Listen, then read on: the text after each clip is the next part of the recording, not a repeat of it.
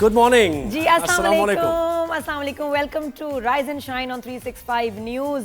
देखें गला कैसा बैठा है। आप ये ना समझे कि हम लोग वीकेंड पे अगर शो नहीं कर रहे तो हम खामोश हैं। हम बिल्कुल खामोश नहीं, हम बोलते रहते हैं, वीडियोस देखते रहते हैं, रिसर्च करते रहते हैं और बहुत नज़र है हमारी, बहुत कड़ी नज़र है हर खबर पे।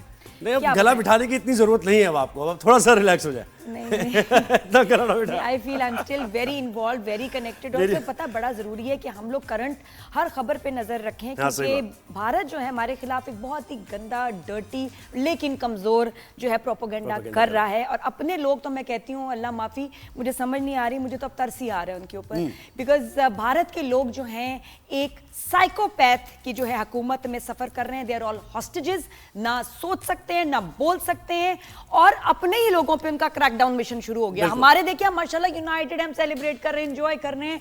पीसीएल जो है हमारा माशाल्लाह वापस बिल्कुल वापस आ गया है, उसमें एंजॉयमेंट हो रहा है, सब चीज हो रही है। लेकिन वो लोग क्योंकि देखिए हारे जंग तो फिर वो अपने अंदर तो इस तरह होता है जब आप हारते हैं तो फिर अपने अंदर ही सूरत है ऐसे। लेकिन मैं ये कह रहा था वहां छापे पड़ रहे हैं, वो अपने लोगों को पकड़े, तुम भी आओ, इसको भी डालो, वो भी करो। अब तो मतलब मजहब भी अब उसका कंसिडरेशन नहीं। He has gone mad, he is like a mad dog.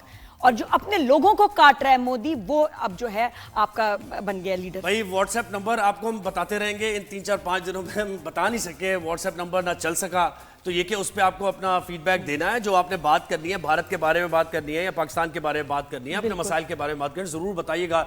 और मैं ऐसे नादिया ये कह रहा था, कल भी आपसे मेरी बात हुई थी कि आप क्यों इतना परेशान ना हो ज्यादा आप क्यों परेशान हो रही है? नहीं, बहुत ज्यादा मुझसे नादिया की बात हुई कल, तो मैंने कहा वो आवाज इनकी के जुहेब मैं देख रही हूँ सारी चीजें और ये हो रहा है, वो अच्छी बात है नजर रखने। मैंने कहा नादिया थोड़ा सा just calm down, you need to calm down a bit, ये आपके लिए अच्छा है। मुझे तो लग रहा है कि जरा ना और दिमाग तेज चलने लगा है। इनकी चाल क्या रहे हैं, कर क्या रहे हैं, हर खबर पे नजर हो, इसलिए क्योंकि उसको काउंटर करना, उसको समझना बहुत जरूरी है। स्पेशली और अब जब मैं अच्छा पहले तो घर पे चलो बातचीत होगी दोस्तों, अब तो इधर शो आके करना, तो मुझे लगता है कि मेरा और जिम्मेदारी हो गई है कि ये बात बिल्कुल सही है। आपको पता है हमारे मीडिया में हम ख्याल रखते हैं कि हम ऑथेंटिक खबर दें और यकीन करें भारत की कोई भी खबर में से ऑथेंटिसिटी ढूंढना ऐसा मुश्किल है जैसे बस आप सुई ढूंढना बिल्कुल सुई कहीं गिरा दें आप हेस्टैग में या वैसे कहीं नहीं पता चलता क्या सच है क्या झूठ है। इतना झूठ वो फैला रहे हैं कि अल्लाह माफी। अब भारत के इस नैरेटिव का जवाब देने के लिए हमने भी भरपूर तैयारी कर ली है। और अच्छा मौसम वैसे आज अच्छा था, आपने देखा कुछ बादल आ गए, जरा सी कुछ लग रहा है कि बारिश की जरूरत है। आपके इलाके में आए होंगे, हमारे इलाके में तो नहीं आए। गाड़ी में आते हुए कहीं धूप नजर नहीं आई।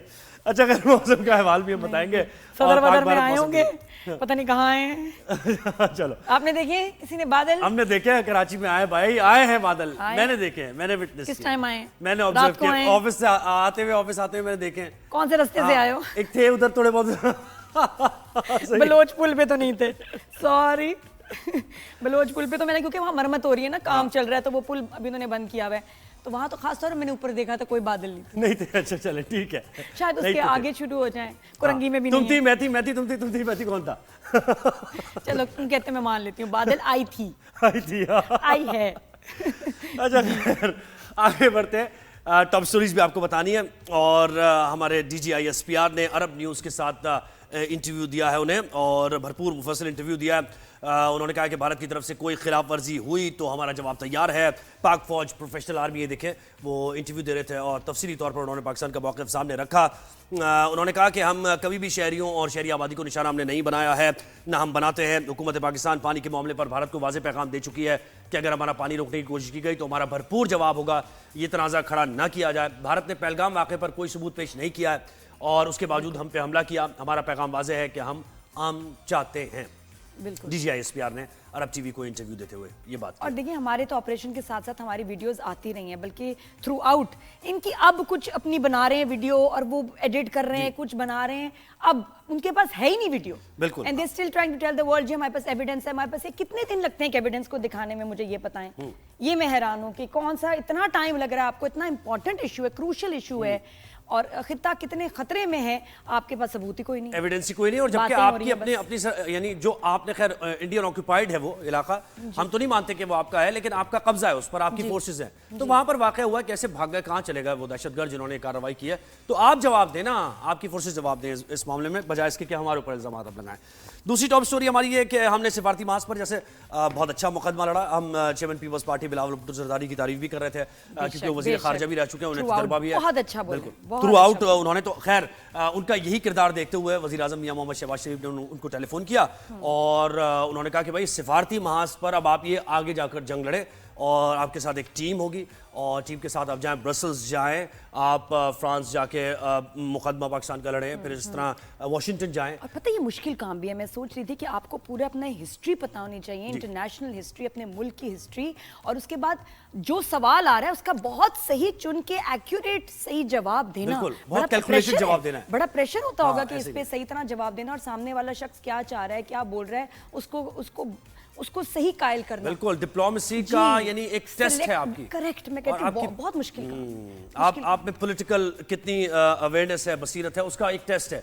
क्योंकि जब एंकर सवाल करते हैं ना, जो इंटरनेशनल मीडिया देखते रहते हैं, फॉलो करते रहते हैं, वो बड़ा स्ट्रेट फॉरवर्ड सवाल करते हैं आपसे। बिल्कुल, और इन दिनों में हमने कुछ देखा है कि कुछ फॉरेन मीडिया ने जब हिंदुस्तान के कुछ एंकर से पूछा या जर्नलिस्ट से पूछा, तो वो जो सवाल करते थे ना, जवाब कोई और आता था, वो पकड़ लेते थे, कहते एक्सक्यूज मी, हेलो, सवाल मेरा ये नहीं था, नहीं ये बताओ, नहीं देखिए इतने सालों से ये वो, उनको तो टेररिस्ट के अलावा कोई लफ्ज आता ही नहीं, उनका हर चीज का जवाब ही यही है। और दुनिया is not buying it now. बिल्कुल, सॉरी, अभी अपना मंजन जो है ना, ये बेचना बंद कर दें। बिल्कुल, तो बड़ा कैलकुलेटेड तरीके से और बहुत ही फाइन लाइन है जिस पर चलते हुए बिलावल भुट्टो जरदारी ने तो प्रूव किया है। तो खैर एक आला सतह का वफ्द तश्कील दिया गया है जिसकी क़यादत बिलावल भुट्टो करेंगे और उनके हमरा जो यूरोप जाएंगे, आलमी बरादरी को भारतीय जारियत से आगाह करेंगे। वक्त में डॉक्टर मुसद्दिक मलिक हैं, सीनियर एक्सपीरियंस पॉलिटिशियन है मुसद्दिक मलिक, मुस्लिम लीग नून के हैं। खुरम दस्तगीर है, मुस्लिम लीग नून के बहुत सीनियर रहनुमा हैं। इसके साथ साथ शहरी रहमान साहिबा, जिनका पॉलिटिक्स में भी है, सेनेट में बहुत ज़्यादा सर्व किया उन्होंने, इंटरनेशनली भी काफ़ी ज़्यादा सर्व किया, तो उनका भी तजुर्बा है। हिना रब्बानी खार, वो आपने देख ही लिया, साबिक वज़ीर खारजा हमारी, अच्छी टीम है भाई जी, और फैसल सब्ज़वारी भी हैं एमकेएम के, ठीक है। तहमीना जंजुआ भी हैं और जलील अब्बास जिलानी फॉरेन ऑफिस में वो सर्व कर चुके हैं। जलील अब्बास जिलानी साहब, उनका भी एक वसी तजुर्बा है। तो ये जनाब अब ये वाशिंगटन जाएंगे, पेरिस जाएंगे, ब्रसल्स जाएंगे, लंदन जाएंगे और भारत की जो जारियत है, भारत का जो खित्ते में आग लगाने का जो मंसूबा है, इसको एक्सपोज करेंगे और पाकिस्तान की जो खिदमात है दहशतगर्दी के खिलाफ लड़ते हुए हमने जितनी कुर्बानियां दी हैं और जितना मुतासिर है, इसको भी हाईलाइट करेंगे। वैसे तो दुनिया को पता है, जहाज हमने इनके गिरा दिए हैं, हार ये गए हैं, बेइज्जती इनकी हो गई है, लेकिन फिर भी हम जरा जा रहे हैं, थोड़ी सी जरा गपशप हो जाए, मजीद अगर कुछ रह गया और जख्मों पे नमक छिड़कना हो तो हम जा रहे हैं, बिल्कुल, व्हाई नॉट। और ये जाएंगे कोई ना कोई अपनी ना कोई शरारत करने, कुछ फजूल बोलने, तकलीफ इनको होगी कि जी हम ये बोल रहे हैं तो भी हम उसके ज्यादा, अच्छा इनको फायदा ही एक्टिंग, ये बॉलीवुड लेके ना, हर बंदे के अंदर इनके बॉलीवुड है, वहाँ लेके पहुंच जाते हैं कि अदाकारी से, तस्वीरों से, चीप पने से हम अपना नैरेटिव है इसको स्ट्रॉन्ग कर सकें। ऐसे नहीं होता नहीं। और ये जब जाएंगे तो इनकी अपनी कम्युनिटीज वहाँ एहतजाज कर रही होंगी। प्रॉब्लम तो इनके यहाँ ये है ना, ये वॉशिंगटन जाते हैं, वहाँ पर सिख एक बड़ी तादाद में जमा हो जाते हैं, वो बताते हैं कि कितना जुल्म कर रहे हैं आप भारत के अंदर, और फिर आप दूसरे के लिए दूसरे की शिकायत लेकर आए, आप अपने अंदर इतना जुल्म कर रहे हैं क्रिश्चियंस पर। मैंने ये सोचा, बल्कि समझा है, सीखा है इस टाइम में, इस कॉन्फ्लिक्ट में, कि अगर आप अंदर से मजबूत नहीं है ना, कोई कौम यूनाइटेड नहीं है, तो आप समझें कि जंग तो वहीं उसने वो हार गए। बिल्कुल। और वो हमने देखा है कि इंडिया कितना टूटा हुआ है और मजीद टूट रहा है, और उनकी आवाजें दबाने से लोग जो स्टेटस लगा रहे हैं, जो शुरू में वीडियोस लग गई ना, सबको जो है इन्होंने पकड़ पकड़ के जलील किया है। बिल्कुल। और उनको कहा कि जी डिलीट करें, खत्म करें, और अब ये बोलें, अब ये लिखें। तो ऐसे देखिए, कोई कर जुल्म करता है, जबरदस्ती करता है, इंसान भूलता नहीं, आज नहीं तो कल वो फिर बड़े अगेंस्ट, और होना भी चाहिए। अब आवाम को भारत की ना खड़े होना चाहिए इस साइकोपैथ के खिलाफ। इतना मैनिपुलेट आप नहीं कर सकते, इतना मैन्यूवरिंग आप जिस तरह कर रहे हैं। तो खैर हमारा मौक़िफ़ तो वाज़ेह था और हमारे पास शवाहिद मौजूद थे इस रिटेलिएशन से मुतालिक भी और पहलगाम से मुतालिक हमने पूछा। ये तो इसी वजह से भारत का जारियत, भारत की और झूठ बेनकाब करने के लिए डोसियर पाकिस्तान ने जारी किया, और डोसियर में पहलगाम फॉल्स फ्लैग ऑपरेशन, भारतीय जारियत के नाकाबिल तरदीद शवाहिद पेश किए गए। ये डोसियर है जिसके जरिए ये बताया जा रहा है, एविडेंस इन डॉक्यूमेंट्री एक प्रूफ है, एक बाकायदा हमने ये भेजा है। ऑपरेशन बुनियानुल मरसूस के हक़ाइक़ इसमें बताए गए, सैटेलाइट तस्वीरें भी इस डोसियर में अटैच की गई हैं और ये इसका पहला हिस्सा है। फॉल्स फ्लैग ऑपरेशन पर मुस्तनद आलमी मीडिया रिपोर्ट्स को भी इसमें शामिल किया गया, यानी जब ये हो रहा था पहलगाम का सारा वाक़या, तो आलमी मीडिया क्या कह रहा था वो यही बता रहे थे कि भारत ये कोई एक एक्सक्यूज इसको बना के पाकिस्तान पर कोई अटैक कर सकता है। तो आलमी मीडिया की सारी रिपोर्ट्स हमने इस डोजियर में अटैच की। बड़ा कॉम्प्रिहेंसिव है, बड़ा इफेक्टिव हमने ये एक मूव लिया है। अच्छा जी, डोजियर में कहा गया कि पाकिस्तान अमन का आलमबरदार है, सालमियत का हर कीमत पर हम दिफा करेंगे।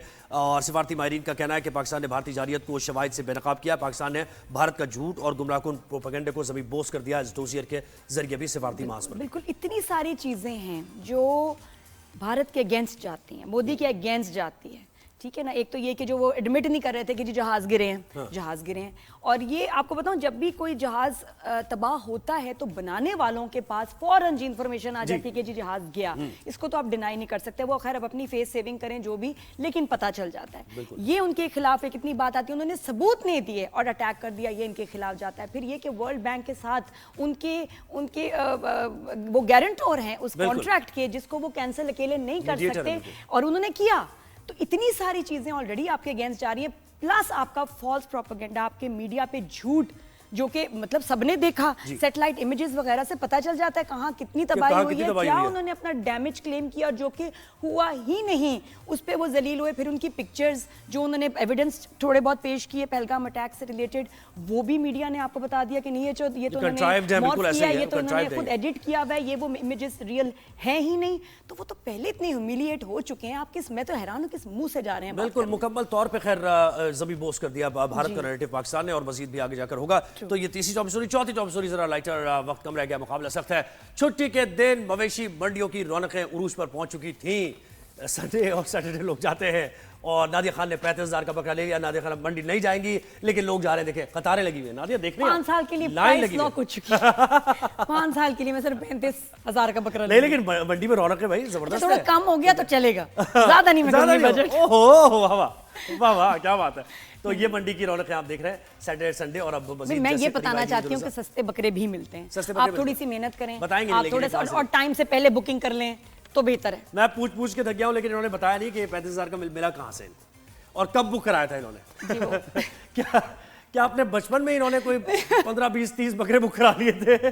क्या पता। बात ये है कि मैं फायदे में हूँ। फायदे में हूँ बस ये। मतलब ये देख लें आप कि फायदे में हूँ, और वो थोड़ा सा बेचारा सेहत से मतलब थोड़ा छोटा होगा, तो जितने बड़े वो बकरे और भैंसें आ रही होती हैं वैसा मतलब वो वाला सीन नहीं है। बिल्कुल ऐसे ही। भैंस क्यों कह रही हूँ, क्या होते हैं बैल, क्या वो क्या कसाई के पैसे कम, वो देख के ही कहेगा ठीक है बाजी, बस सही है, दे देना जो भी है, जो चाहे दे देना। फिजिक में फर्क होता है, लेकिन माशाल्लाह बिल्कुल ठीक है। जो बाकी बातें जो जरूरी है वो तो मसला 1.5 करोड़ की बिक्री है भाई। हाँ 1.5 करोड़ की नहीं, हमारे पास नहीं, हमारे पास इतने नहीं है, लेकिन हम आपके लिए भी खुश हैं, खुश हम आपके लिए हैं, जो खरीद रहे हैं वो भी ठीक है। सुन्नत इब्राहिमी की पैरवी करना है, और आप लोगों को अच्छा जब भी ये करें, ये मैसेजेस हम अब मजीद बढ़ते जाएंगे जब ईद उल अज़हा करीब आती जाएगी, कि लोगों को शामिल करें। जैसे मुझे याद है मेरे बच्चे जाते हैं ना, जब कहते हैं मम्मी वो सारा हमारा बना होता है ना, मैंने बताया था क्या कार्निवल सा होता है, टेंट लगे हुए, सबने अपने वो मवेशी जानवर रखे होते हैं उसके कुर्बानी के। तो अजान मुझे हमेशा आके कहता है मम्मी हमारा बकरा थोड़ा छोटा नहीं है। कहा बेटा तो क्या हो गया, कोई बात नहीं, नियत देखो, नस्ल ही ऐसी है।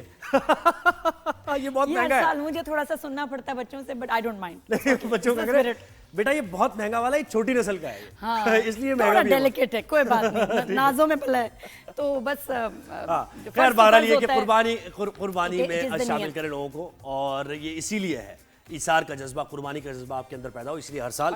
छोटे बच्चों को जो है ना जानवरों के पास ना जाने दिया करें, कि वो मार भी सकते हैं, कुछ हो भी सकते हैं, छोड़ देते हैं बच्चों को। बच्चे तंग भी करते हैं, बच्चे हाथ लगाते हैं, कोई किक करता है, अल्लाह माफी, इतनी गलत बात है। बच्चों को कंट्रोल करें, क्योंकि ये जानवर है, ये आपको रिएक्ट भी कर सकते हैं, दे फील थ्रेटेंड। सेफ नहीं होता कि बच्चों को छोड़ दिया उनके साथ। इवेंट है ये भी, सुजुकी आई है और उसके बाद एक शोर बरपा होता है, गाय आई गाय आई। ये अपार्टमेंट्स में, मैं रहा हूँ अपार्टमेंट्स में, तो मुझे पता। हाँ उसमें भाई हर आधे घंटे बाद एक सुजुकी की आवाज आती थी, टू और करके गाय की आवाज, और फिर जो बच्चों का एक रश, गाय आई गाय आई। बच्चों की भी तफरी लगी होती है, तफरी लगी होती है, बट प्लीज बी सेफ। लेकिन इसी में तो किक मारती है, फिर वो घबरा जाती है। सारी बात है। लोग मेरे आसपास शायद अभी काट रहे हैं मुझे। जी तो थोड़ी देर में हम शो में आपको ये भी बताएंगे कि जी जो बॉलीवुड के आर्टिस्ट हैं, the Khans are in trouble, और उनका कसूर ये है कि वो ऐसे मुल्क में पैदा हो गए हैं जहां मोदी की हुकूमत है। मंडी हटा जी दें। हाँ, जितना भी आपने काम कर लिया, सुपरस्टार्स बन गए, लेकिन मसला ये कि हैं तो मुस्लिम, तो जो मुस्लिम बॉलीवुड के स्टार्स हैं वो तो शदीद ट्रबल में हैं। और मोदी को तो है ही, आपको पता है, नफरत शदीद मुसलमानों से। अब तो वैसे सिखों से भी हो गई है, क्रिश्चियन से भी हो गई है, हिंदुओं से भी हो गई, जो एक्सट्रीमिस्ट नहीं है, तो उसको तो हर एक से नफरत है। तो हर तरह की मूवी बनाई है यार, लेकिन बस अब उनके पीछे पड़ गए हैं, they are in trouble and may be they have to leave India very soon. जी हाँ, वो खतरे में, उनकी फैमिलीज खतरे में, क्योंकि मोदी अब उनके पीछे पड़ गया है, along with some other people also. ये थोड़ी देर में हम आपको डिटेल रिपोर्ट बताएंगे। और stay with us, keep watching rise and shine on 365 news. Good morning. एक ब्रेक के बाद आते हैं।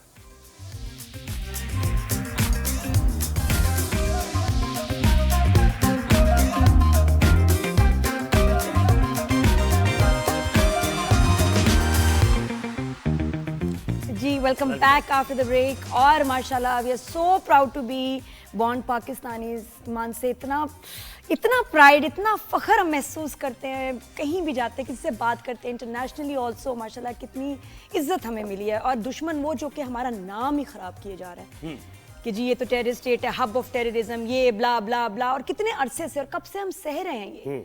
और कोई तदबीर अब काम नहीं आ रही वैसे दुश्मन की। हमारे यहाँ तो रूटीन शुरू, हमारे यहाँ तो नॉर्मल लाइफ शुरू हो गई है। ये मोदी ने सोचा भी नहीं होगा कि ये ऐसा पलट जाएगा, ये गेम ऐसी पलट जाएगी कि अपने लोग जो है ना उनके अगेंस्ट हो जाएंगे। और वहाँ बहुत केओस है और खतरे में लोगों को अपनी जान का खतरा है, अरेस्ट हुए जा रहे हैं। एक ब्लॉगर जो आई थी पाकिस्तान में, और वैसे दुनिया भर ही जाते हैं ब्लॉगर्स, तो कभी इधर जा रहे हैं, ट्रैवल ब्लॉगर्स, ये वो, उसको भी पकड़ लिया, अरेस्ट किया जा रहा है, अपनी आर्मी को ये जलील कर रहे हैं। मैं कह रही हूँ इससे बढ़ के क्या होगा। और हम we are more united than ever. माशाल्लाह माशाल्लाह। ताकत पे उसने जो है ना वो गुरूर कर रहा था और समझ रहा था कि पाकिस्तान बहुत ताकत में कमजोर है, हमसे हम तो एक हमला करेंगे, पाकिस्तान डर जाएगा और ये कहेगा कि भाई हमारे ऊपर हमला आवर ना हो, इंटरनेशनल कम्युनिटी को कहेगा, आवाजें देगा कि हमें बचाओ इंडिया से। लेकिन इसके बिल्कुल बरक्स हुआ है ना, तो अभी वो स्टेट ऑफ डिनायल में, एक अजीब सी और उसके बाद हमने जो करके, अच्छा फिर हम कुछ और कर देते हैं। जरूरी नहीं कि सिर्फ मिसाइल से इनको मारा जाए, इनको अभी हमने कल फिर मारा है। कैसे मारा है? अपनी यूनिटी दिखा के, अपनी फौज की रिस्पेक्ट दिखा के। और पीएसएल को जैसे माशाल्लाह उन्होंने दोबारा से जैसे ज्वाइन किया पीएसएल ने, सबने हमारे चीफ्स वहां थे और क्या सेरेमनी हुई, इट वाज ब्यूटीफुल। बिल्कुल। और सड़ गए भारत में वो लोग जो हमारे खिलाफ सोचते हैं, बोलते हैं, वो मोदी सरकार सड़ गई पीएसएल की ये सेरेमनी। बड़ी तादाद में क्राउड भी पहुंचा और सबने एंजॉय किया, पाकिस्तान जिंदाबाद के नारे, तराने, झंडे लहराए जा रहे थे। लोगों ने तो लग रहा है कि क्रिकेट के जरिए एक अपॉर्चुनिटी उनको मिली, आई नो, कि भाई मोहब्बत का इजहार करें हम जाके। बिल्कुल बिल्कुल, इट वाज ब्यूटीफुल। उसको देख के ऐसे जोश आ रहा था, खुशी हो रही थी कि हम सेलिब्रेट कर रहे हैं, वहां भारत में मातम हो रहे हैं। We are celebrating. ये कहते हैं ना गोल्ड हो जाती है कभी। सॉरी, किस्मत ऐसी होती है आपकी कि आप जो टच करते हैं चीज वो गोल्ड बन जाती है। हम तो इतना सेलिब्रेट करें अपनी यूनिटी, अपना प्राइड, अपना माशाल्लाह। बिल्कुल। अच्छा जी, तो पीएसएल में ये हुआ है कि टीम्स ने क्वालिफाई कर लिया है। लाहौर कलंदर्स ने क्वालिफाई कर लिया है, इसके साथ साथ कोयटा ग्लैडिएटर्स पहुंच चुकी है और इस्लामाबाद यूनाइटेड भी पहुंच चुकी है, कराची किंग्स। ये 4 टॉप टीम्स आ गई हैं। मुल्तान सुल्तान्स बाहर हो गई, पेशावर ज़ल्मी बाहर हो गई है। इन 4 टीम्स के दरमियान मुकाबला होगा। कल का मैच जो हुआ सबने देखा, एक बड़ा स्कोर दिया लाहौर कलंदर्स ने पेशावर ज़ल्मी को, और पेशावर ज़ल्मी वो स्कोर चेज नहीं कर पाई। ओवरऑल ये सेरेमनी कैसी थी? साहिल अली बग्गा की परफॉर्मेंस, हमजा अली अब्बासी ने, शुजा वाज देयर आल्सो। मैं उड़ा जब वो चला है, जो क्राउड के पागल हुए, जो गूज बम्प्स थे। बिल्कुल। तो senior sports journalist Shahid Hashmi ने हमें ज्वाइन किया है। शाहिद भाई अस्सलाम वालेकुम, कैसे हैं आप? ठीक ठाक हैं? वालेकुम सलाम, अल्हम्दुलिल्लाह। अच्छा सर, मुझे बताएं कि कल आखिर 4 टीम्स आ गई। पेशावर ज़ल्मी बाबर आजम की टीम कट गई, कल टूर्नामेंट से बाहर हो गई। बड़ा डिसअपॉइंट हुए फैंस, बाबर के भी और पेशावर ज़ल्मी के भी। क्या कहेंगे आप अभी तक जो परफॉर्मेंस रही पेशावर ज़ल्मी की और सारी टीम्स की? देखें, T20 की ये खास बात होती है कि आप दुनिया के बेहतरीन प्लेयर सेलेक्ट कर लें, स्क्वाड का हिस्सा बना लें, लेकिन अगर आप मैच डे पे अच्छा नहीं खेलेंगे, अगर आपकी मैच डे की हिकमत अमली सही नहीं है, आपका कॉम्बिनेशन 11 प्लेयर्स का सही नहीं है, तो आप कुछ भी नहीं कर सकते। यही पेशावर ज़ल्मी और मुल्तान सुल्तान के साथ हुआ। पेशावर ज़ल्मी बार बार टॉस जीत के बॉलिंग कर लेती थी, जहां बैटिंग करनी होती थी वहां बॉलिंग कर लेती थी। मुल्तान सुल्तान अपना कॉम्बिनेशन ही सही से नहीं बना सकी। उनके पिछले साल के top wicket taker Usama Mir थे, उनको आखिरी 4-5 मैचों में खिलाया ही नहीं। तैयब ताहिर जो पाकिस्तान टीम से खेलते हैं उनको नहीं प्रॉपर मौके दिए। फैसल अकरम जो बड़े अच्छे लेफ्ट आर्म स्पिनर हैं उनको मौका नहीं दिया। तो दोनों टीमों ने कई गलतियां की, कॉम्बिनेशन नहीं बना पाए तो इसलिए बाहर हो गए। ज़ल्मी के साथ जाहिर है ज़ल्मी की बड़ी फैन बेस है, मुल्तान में बड़ी एक फैन बेस है, वो बड़े मायूस हुए। ज़ल्मी तो 9 के 9 एडिशन में प्ले ऑफ में गई थी तो मायूस कौन है, लेकिन जब आप हारते हैं तो फिर आपको अपनी तंजीमें नो करनी पड़ती है, रीस्ट्रक्चरिंग होगी मुल्तान सुल्तान की भी और ज़ल्मी।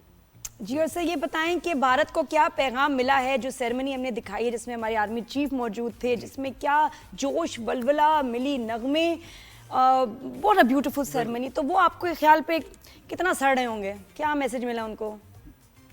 बहुत ज़बरदस्त। हमने अपना फ़ख्र, अपनी सेलिब्रेशन मनाई है, और जिस तरह पाकिस्तान क्रिकेट बोर्ड ने इसको अरेंज किया, आर्मी चीफ भी वहाँ आए, फ़ज़ाइया के चीफ भी वहाँ आए। आज सुनने में आ रहा है कि AVM औरंगज़ेब खान, जिनका एक ऑरा बन गया जब से वो प्रेस कॉन्फ्रेंस में आया, जब से उन्होंने डिस्क्राइब किया पाकिस्तान फ़ज़ाइया की कामयाबियों को, तो उनका एक ऑरा बन गया। तो सेलिब्रेट किया, कौम ने पूरी सेलिब्रेट किया और मैसेज दिया, न सिर्फ भारत को, पूरी दुनिया को दिया मैसेज कि हम एक पुरअमन मुल्क हैं। हमें छेड़ोगे तो फिर हम ऐसा छेड़ेंगे कि पूरी दुनिया को पता चलेगा।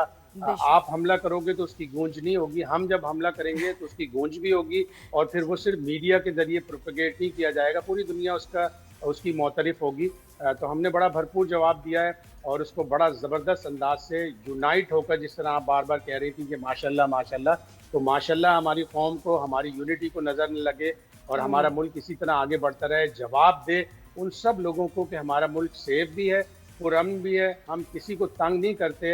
अगर आपके यहाँ कोई प्रॉब्लम है उसे आप मुज़ाकरात के जरिए हल करें। बड़ा मशहूर कौल है कि when language ends war begins. Shahid भाई, मैं तो आपको बताऊं, लोग इतने खुश हैं कि यहाँ तो कराची में मोबाइल भी नहीं चोरी हो रहे। अब मेरा ख्याल कोई एक आध वाकया हुआ है, बिल्कुल स्टॉप लग गया था, कोई स्ट्रीट क्राइम, कोई छेड़ा-छड़ी, कुछ भी नहीं चल रहा। अब एक आध वाकया हुआ है शायद, कोई एक मैंने सुना था, कोई मेरा ख्याल। हमारी पुलिस को ड्रोन दे देने चाहिए कि ड्रोन फौरन पहुंच जाए, जो भी मगिंग करे मोबाइल की। लोगों को सेफ्टी होनी चाहिए। हमारी अफवाज ने बता दिया कि आप लोग सुकून से सोएं, हम आपके मुहाफिज हैं, अल्लाह हमारा मुहाफिज है सबसे पहले, उसके बाद हमारी अफवाज हमारी मुहाफिज हैं। तो कराची में भी अमन होना चाहिए, कराची में भी इस तरह के वाकयात नहीं होने चाहिए। लोगों की जिंदगी अजीरन हो गई है, कोई फैमिली आपको ऐसी नजर नहीं आती जिसके यहाँ मोबाइल ना छीना हो, जिसके यहाँ कोई मौत ना हुई हो। अभी थोड़े अर्से पहले ही फेडरल बी एरिया में एक शख्स को मारा जिसके 3 या 4 बच्चे थे।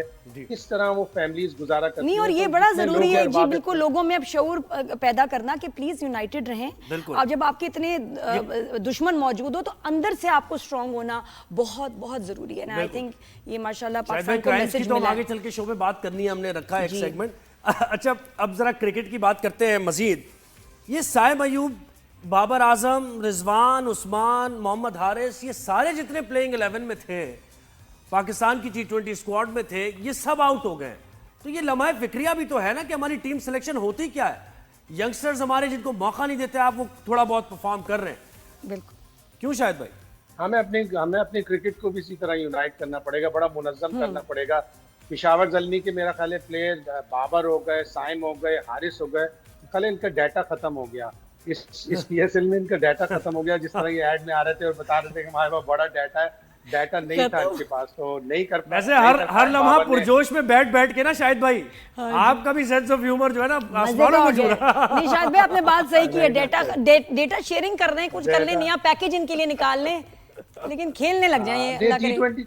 T20 क्रिकेट बड़ी डिफरेंट होती है, इसमें आपको फियरलेस क्रिकेट खेलनी पड़ती है। बाबर आजम ने एक तो बड़ी अच्छी इनिंग्स खेली, ये जो 94 कराची किंग्स के खिलाफ किए थे, इस 94 में अगर थोड़ा सा उनका कोई और साथ दे देता, टॉम कोलर, कैडमोर इस पूरे PSL में बिल्कुल भी नहीं चले, मिच ओवन नहीं चल पाए, उनको नीचे नंबरों पे भेजा गया, मैक्स ब्रायन बड़े अच्छे प्लेयर हैं वो नहीं चल सके, और सबसे बढ़कर हमारा साइम अयूब नहीं चल सका। इंजरी के बाद से आया, उसने 1-2 इनिंग्स खेली अच्छी, लेकिन उसको अपने टच में आने में जल्दी करना पड़ेगा, अदरवाइज और दूसरे नहीं। तो शायद में क्या कर रहा है साइम की, आपने बात की इस पे थोड़ी सी, ये क्या कर, मतलब वो फीट मूवमेंट नहीं हो पा रही उसकी, बाहर वाली बॉल को खेलना चाह रहा है, कवर पे क्या कट शॉट खेलना चाह रहा है, ओवर स्ट्रेच करके क्या रहा है, शॉट सिलेक्शन में रिलक्टेंट है। आप रिलक्टेंट नहीं होने चाहिए, आपको गेंद जैसे ही फेंक रही हो उस वक्त आपने सेकंड बन के 1/10 ऑफ अ सेकंड में आपको डिसाइड करना है कि मैंने क्या शॉट खेलना है। अगर आप 2 शॉट की सोच रहे होंगे तो फिर यही होगा जो साइम के साथ हो रहा है कि वो रिलक्टेंट अपने शॉट्स में, और शॉट आपको T20 में पूरा मारना है। अगर आप आधा शॉट मारेंगे तो आप कहीं के भी नहीं रहेंगे, मतलब डू और डाई सिचुएशन है। Tentative approach. बिल्कुल। और शायद मैं तो समझी थी कि अब ऐसा मुराल, इनको ना मुराल की मुझे लग रहा था कमी है, तो इतना जंग होगी, हम जीत भी गए, क्या दुनिया बदल गई। मैंने कहा अब तो ये ऐसे जोश से खेलेंगे, और अगर अब भी नहीं खेल रहे ना तो इंजन ही खराब है। तो क्या लगा आपको? अब फिर नहीं खेलेंगे। अगर अब भी ना खेले ना तो फिर मसला है। ये तो कार्बोरेटर में प्रॉब्लम नहीं है, ये इंजन ही खराब है। इंजन रिप्लेस करो। पेशावर ज़ल्मी ने इस एडिशन में बड़ा मायूस किया। अगर आप कराची किंग्स का मैच देख लें तो बड़ी पुअर कैप्टेंसी थी बाबर आजम की। टॉस जीतकर उन्होंने पहले बॉलिंग ले ली, अपने बॉलर्स को सेटल नहीं होने दिया। बॉलर यूज होते हैं सामने वाली टीम को अनसेटल करने के लिए, आपने अपने बॉलरों को अनसेटल कर दिया। एक ओवर दूसरा ओवर दूसरे बॉलर से, तीसरा ओवर तीसरे बॉलर से, चौथा ओवर चौथे बॉलर से, पांचवा ओवर पांचवें बॉलर से, लगातार 2 ओवर किसी को दिए ही नहीं। उस मैच में अली रजा जो एक सेंसेशनल बॉलर है, यंगस्टर है, जो इस टूर्नामेंट की फाइंड है, चौथा, 9वां, 11वां, 15वां इस तरह के उससे ओवर करवाए। जी लगातार ओवर तो कराओ ताकि बॉलर को मोमेंटम मिले। बिल्कुल। और कल के मैच में भी उसको अली रजा को मेरे ख्याल बाद में ही लेकर आया, इतना इफेक्टिव साबित नहीं हुआ कल। वैसे इतना जो ऑनस्लॉट किया, आप समझ रहे विकेट बिल्कुल इजी थी, समझ आ रही थी, या 13 ओवर का मैच हो गया था तो उन्होंने कहा था कि ऑल आउट जाना है हमने?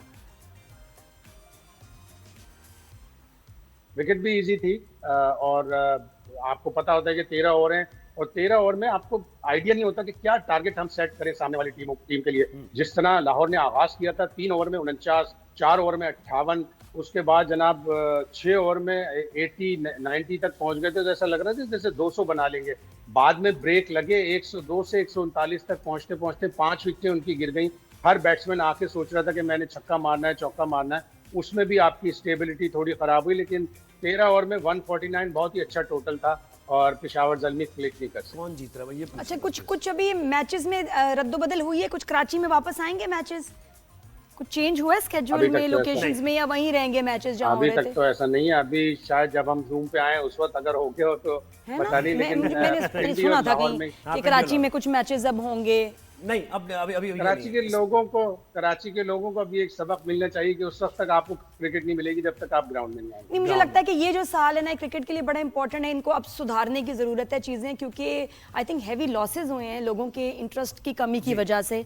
लोग जाएंगे नहीं, देखेंगे नहीं, टीम्स अच्छा परफॉर्म नहीं करेंगी, कोई पैसा खर्च नहीं करेगा अपना। अच्छे से पैसे को भी छोड़े टिकट के, वक्त नहीं कोई अपना देगा। वक्त बड़ा इंपॉर्टेंट है, प्रेशियस है, और आप नहीं लगा सकते अगर आपको सही एंटरटेनमेंट नहीं मिल रही, सीधी बात है। तो अगर इसको आपने जारी रखना है पीएसएल को, तो मैं क्या शुरू में क्या मैंने लीग्स देखी है पीएसएल की, शुरू में क्या एक्साइटमेंट होती थी, टिकट नहीं मिलते थे।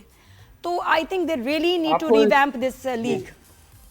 कराची के लोगों को इंसेंटिव देने पड़ेंगे। कराची के पहले आप स्कूल कॉलेजों के बच्चों को बुलाएंगे, जब आप भरा हुआ स्टेडियम देखेंगे वो अच्छे मैच के लिए आएंगे ना, बन कबाब के लिए नहीं हम आएंगे। बिल्कुल अच्छा मैच हो, अच्छी परफॉर्मेंस हो, अच्छा प्लेयर्स अच्छा परफॉर्म करें, कौन जीत रहा है आप क्या समझ रहे हैं? क्या ट्रॉफी कौन ले जाएगा इस बार? मैं देखिए आप मुझे लग रहा है ऐसा कि जैसे जिस तरह कोयटा और कराची का मोमेंटम है, जिस तरह कोयटा जबरदस्त खेल रहा है, उनकी बॉलिंग बहुत अच्छी है, कराची किंग्स की बॉलिंग बैटिंग दोनों अच्छी है, तो मुझे कराची किंग्स और कोयटा का ही फाइनल लग रहा है। और टूर्नामेंट्स जो होते हैं वो बॉलर आपको जितवाते हैं। जिस तरह कोयटा ग्लेडिएटर के बॉलर्स हैं, फ़हीम अशरफ, अबरार, खुर्रम शहजाद, मोहम्मद आमिर ज़बरदस्त बॉलिंग कर रहे हैं। उस्मान तारिक वापस आए, एक्शन उनका क्लियर हो गया। कराची किंग्स में अब्बास आफरीदी, हसन अली एक्सेप्शनल बॉलिंग कर रहे हैं, जब से वो वापस आए ज़बरदस्त बॉलिंग कर रहे हैं। खुशदिल शाह बहुत अच्छा खेल रहे हैं। तो जो बॉलर्स वाली टीम है वो ये 2 टीमें, और मुझे लग रहा है ये दोनों final. Thank you so much, बहुत शुक्रिया आपका। मुझे लगता है ऑनेस्टली अब ये जो बात है उनको ऐसे तज्जियाकार, एक्सपीरियंस्ड एनालिस्ट, इनको लेके ना आप कुछ मशवरे इनसे लेने चाहिए, इंपॉर्टेंट फीडबैक कि आप बताएं हम क्या गलतियां कर रहे हैं। हाँ, कैसे रिफॉर्म करें हम खुद ही बिल्कुल ये ट्रायल एंड एरर वाला जो सिस्टम है ना, इसको आप खत्म करें। बहुत एक्सपेरिमेंटेशन होगी। अब आप एक्सपर्ट से ही जो हमारे शो पे समझ सकते हैं, अच्छी बात करते हैं, इनको पता है कि कैसे चीजें ठीक हो सकती हैं। आई थिंक अब उसकी जरूरत है। सिर्फ मेंटर्स को बड़ी बड़ी तनख्वाहें दे के क्रिकेट का सीन बेहतर होने वाला नहीं है। और स्कूल और कॉलेजेस में आप दोबारा से क्रिकेट को इंट्रोड्यूस कराएं, वहाँ इन्वेस्ट करें, क्योंकि अब ऐसा हो रहा है कि स्कूल कॉलेजेस में नहीं हो रहा। फंड्स चाहिए होते हैं, आपका बैट लेना, आपने पैड्स लेने, उनको लग रहा है कि हमारी बारी नहीं कभी आनी, हम सिलेक्ट हो भी गए तो हमने तो कभी खेलना ही नहीं। तो क्यों कोई अपना जो है अपना वक्त जाया करेगा ऐसे करियर में आएगा जहां शायद पूरी मेहनत भी करें, उनको टर्न ही नहीं उनकी आनी। बिल्कुल ऐसे ही। तो ये क्रिकेट की बात हुई है। अब क्रिकेट के बाद एक बार फिर हम सिफारती महाज की बात करते हैं, जिस पर हमने एक बहुत ज़बरदस्त मूव लिया है और वज़ीर आज़म मियां मोहम्मद शहबाज शरीफ ने एक टीम बनाई है, आला सतह का वफ़द तश्कील दिया गया है, जिसकी क़यादत चेयरमैन पीपल्स पार्टी बिलावल भुट्टो ज़रदारी कर रहे हैं, जो कि साबिक़ वज़ीर ख़ारिजा भी हैं, उनको तजुर्बा भी है।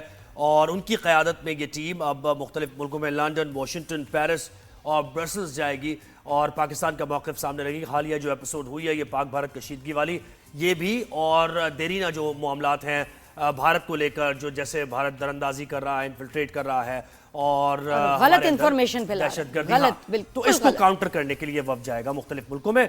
तो ये कितना अच्छा मूव है और कितना टाइमली है ये हम जानेंगे। हमारे साथ सीनियर एक्सपर्ट हामिद खान अल मशरिकी साहब ने ज्वाइन किया। हामिद साहब बहुत शुक्रिया, आपने हमें वक्त दिया। सर मुझे बताएं कि कितना ज़रूरी था, क्योंकि देखें ना हमारी फ़ौज ने तो अपनी जंग लड़ ली है, सिफारती महाज पर हमें मज़ीद जाकर मीटिंग्स होगी, मुलाकातें होंगी, लोगों तक हमारा नैरेटिव जाएगा, मौक़िफ़ जाएगा। ज़रा बताइए इस बारे में। बहुत अच्छी बात है। बहुत अहम और बहुत अच्छा इक़दाम है गवर्नमेंट ऑफ पाकिस्तान का, प्राइम मिनिस्टर का बड़ा अच्छा इनिशिएटिव है। और इसके अंदर जो सबसे बड़ी बात है, मैं ये कहूँगा कि काफ़ी बैलेंस डेलीगेशन जो है वो सिलेक्ट किया गया है। उसमें खुरम दस्तगीर हो गए, हिना रबानी खार होगी और उसके बाद मुसद्दिक मलिक हैं। और उसके बाद सबसे अहम बात ये कि इसमें जो सरबराही है वो खुद बिलावल भुट्टो कर रहे हैं। बहरहाल बिलावल ने जिस तरह एज ए फॉरेन मिनिस्टर पहली टर्म में काम किया, उसके बाद जिस तरह दुनिया के डिफरेंट ममालिक में खुद को एंगेज किया और खुद को इंट्रोड्यूस करवाया, फिर उनके साथ एक लेगेसी है बेनज़ीर भुट्टो शहीद की, जुल्फ़िकार अली भुट्टो की। तो डिप्लोमेसी के हिसाब से उनकी पर्सनैलिटी जो है वो बहुत आइडियल थी इस डेलीगेशन के लिए।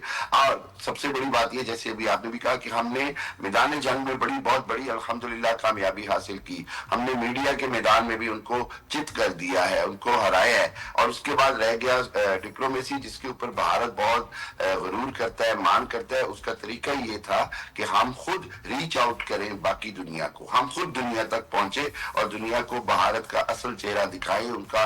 अभी देखिए सबसे बड़ा मसला जो आ रहा है वो इंडस वाटर ट्रीटी यानी सिंध ताश मुआहदे का है, जो पाकिस्तान का पानी रोका गया है।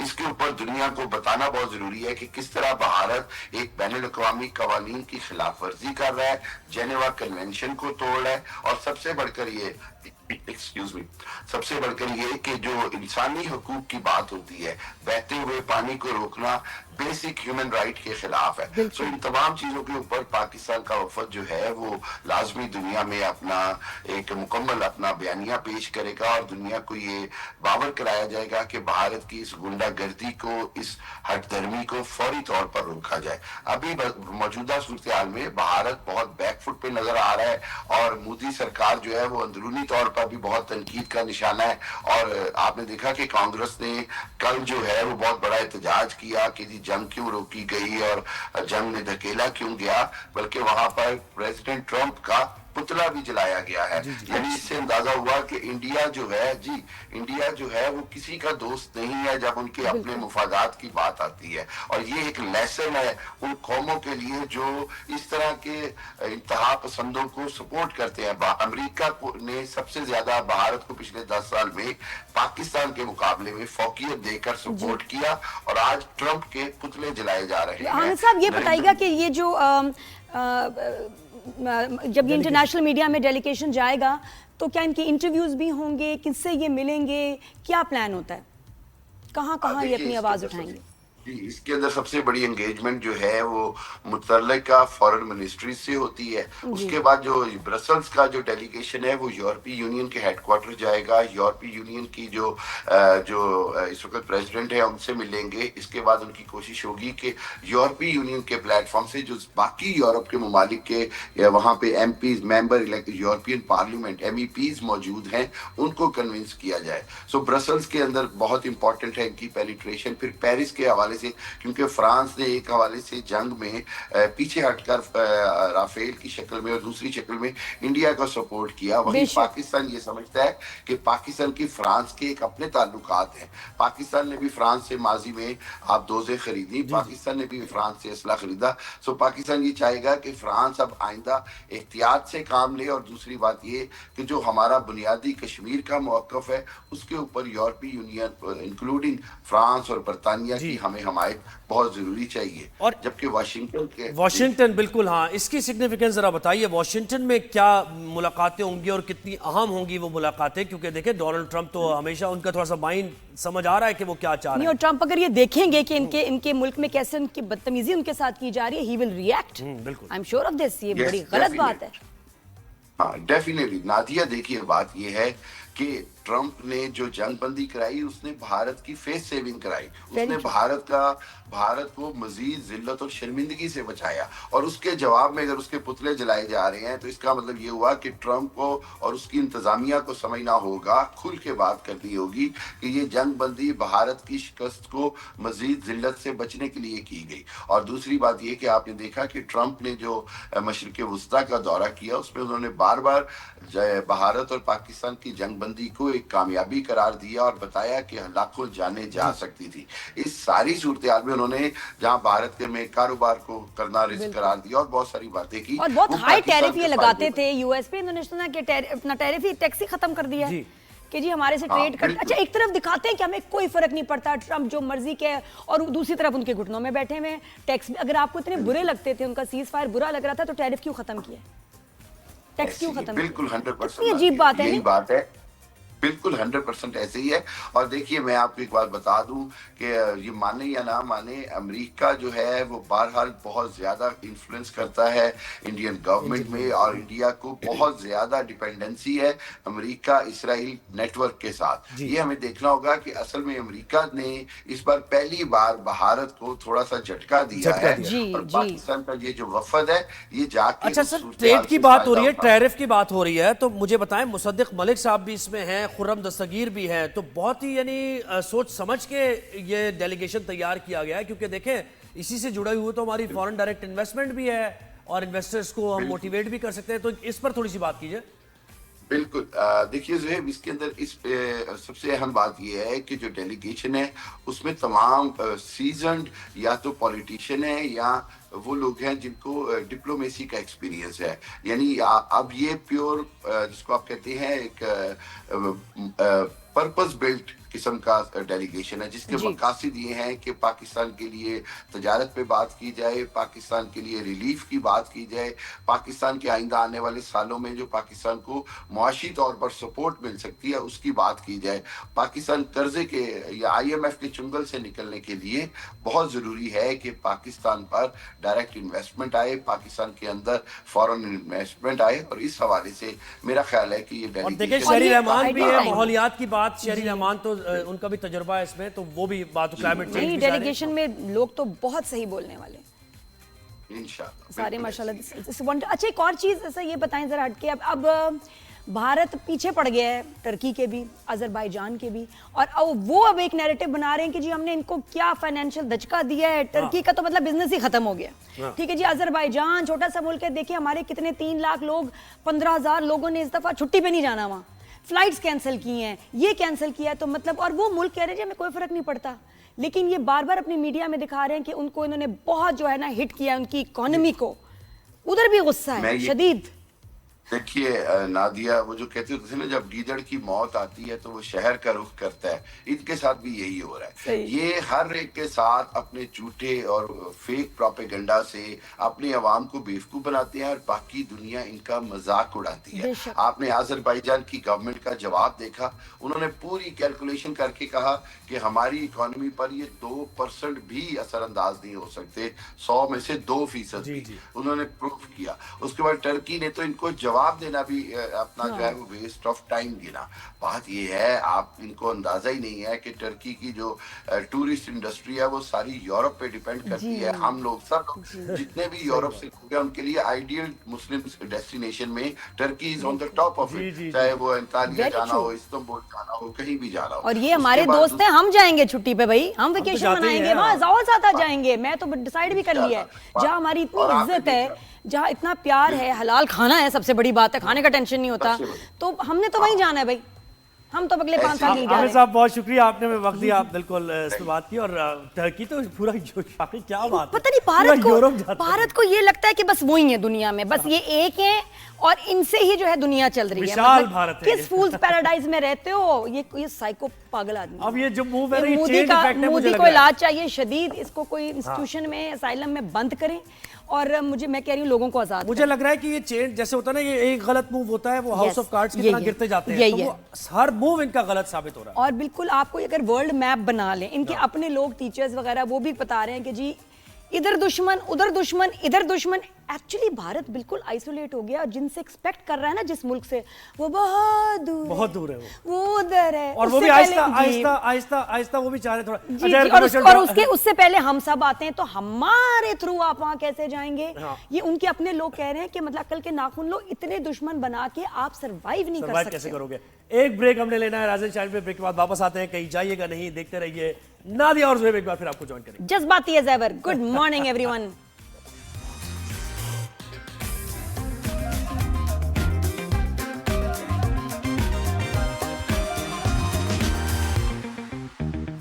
जी welcome back after the break. और मैं तो याद करा दूं आपको, ऑपरेशन क्लीन अप चल रहा है जी, बिल्कुल बाइकआउट करें एनीथिंग मेड इन इंडिया, उनके गाने, उनकी फिल्में, उनकी सीरीज, उनके एप्स, उनके कपड़े, चीज़ें। बाहर आप जो रहते हैं बहुत सारे पाकिस्तानी हैं, प्लीज़। अब तो मुझे लग रहा है टर्किश भी वैसे उनसे बाइकआउट करेंगे, अजरबैजान वाले भी उनसे जो है बाइकआउट करेंगे, क्योंकि उन्होंने बड़ी बदतमीजी की, गलत स्टेटमेंट्स दिए उनकी कंट्रीज़ के बारे में। तो सबका ही मुझे लगता है कि इंटरनेशनल बाइकआउट होगा इंशाल्लाह ज़रूर, बल्कि शुरू भी हो चुका है। तो आप भी अपना जो है ना इसमें हिस्सा डालिएगा ज़रा, बहुत ज़रूरी है। तो जो इनके गरारे, लहंगे, साड़ियाँ, बिंदियाँ जो आप मंगवाते थे ना, बंद कर दीजिए बिल्कुल, क्योंकि इन्होंने हमारे साथ पहले ऐसे किया है, ठीक है ना। हमारे आर्टिस्ट, हमारे ड्रामे, उनको बाइकआउट तो क्या बैन कर दिया है। हम तो बाइकआउट कर रहे हैं कि हम अपनी मर्जी से, हमारी हुकूमत ने नहीं कहा, हम अपनी मर्जी से, अपने दिल से आपकी चीज़ों को अपनी इंडिविजुअल कैपेसिटी में जो कर सकते हैं, इनके जो बालों के तेल हैं वो भी जी बाइकआउट करें, कोई जरूरत नहीं है, कुछ भी लेने की जरूरत नहीं है। इनके रेस्टोरेंट्स को बाइकआउट करें एनीवेयर इन द वर्ल्ड। और ऐसा नहीं है कि कोई ऐसी चीजें नहीं है कि जो सिर्फ वही बनाते हैं, दुनिया भर में शेल्फ पे हर जगह का, हर मुल्क का ब्रांड मौजूद है। आप सिर्फ ये देखें कि इंडियन प्रोडक्ट है तो आप उसका बॉयकॉट करें, दूसरी प्रोडक्ट ले लें, कोई आपकी जिंदगी जो है ना वो रुक नहीं जाएगी, थम नहीं जाएगी, कोई जरूरत की चीजें आपको मैसर नहीं हुई, ऐसा नहीं है। क्योंकि ये बिल्कुल ये बार बार हिस्सा दिखाने, देखो हमने ये क्या पाकिस्तान को सबक सिखाएंगे, पाकिस्तान को क्या सबक सिखा रहे हैं आपने? तो दुनिया ने आपको सबक सिखा दिया, हमने आपको सबक सिखा दिया, हमारी फौज ने आपको सबक सिखा दिया, आप हमें क्या सिखाएंगे? बिल्कुल, ये ओवरसीज पाकिस्तानी से खासतौर पर हम कहेंगे कि वहां पर ज्यादा अवेलेबिलिटी होती है। बिल्कुल, हम भी नहीं, हमारे यहाँ भी बहुत है ना गाने, वैसे इतना बकवास इनका म्यूजिक, फिर वैसे हम वी आर मिसिंग नथिंग। और थोड़ी देर बाद बताएंगे भी कि नुकसान हो किसका रहा है एक्चुअली, ये म्यूजिक और ये ड्रामे शामे बंद करके तकलीफ में कौन है बताएंगे। ये बात हम करते रहेंगे बिल्कुल। अब जरा कुछ गर्मी की, लोड शेडिंग की बात करते हैं। पाकिस्तान के अंदर मुख्तलिफ बड़े छोटे शहरों में लोड शेडिंग का दौरान बढ़ता जा रहा है, जैसे जैसे गर्मी बढ़ती जा रही है। और अब तो लोग ये कह रहे हैं कि बिजली का आना खबर बन गई है, ठीक है, बिजली गई रहती है और जब आती है तो ये खबर है, यानी अहम मौका होता है कि जब बिजली होती है घर के अंदर। तो ये कुछ खास शहरों में हो रहा है या ऑल ओवर पाकिस्तान? बड़े शहरों में भी हो रहा है, छोटे शहरों में भी हो रहा है। बिजली की कमी है, इसको कैसे पूरा किया जाएगा? आपकी ट्रांसमिशन के मसले हैं, आपकी डिस्ट्रीब्यूशन के मसले हैं, लाइन लॉसेस के मसले तो बहुत ज्यादा। कराची के शहरी एक अजाब में मुब्तला हैं, लाहौर के शहरी हों, इस्लामाबाद के शहरी हों, फिर गर्मी की शिद्दत भी बढ़ती जा रही है, हीट वेव भी आ रही है। तो इस पर हम बात करेंगे कुछ, और के इलेक्ट्रिक की तरफ से क्या इस पर बताया जा रहा है। एक पैकेज जरा हमने तैयार किया है, वो आप देखिए, फिर लोग क्या कहते हैं वो भी आपको बताएंगे, और हमारे नुमाइंदे भी फील्ड पर मौजूद होंगे। एक पैकेज देखिए पहले।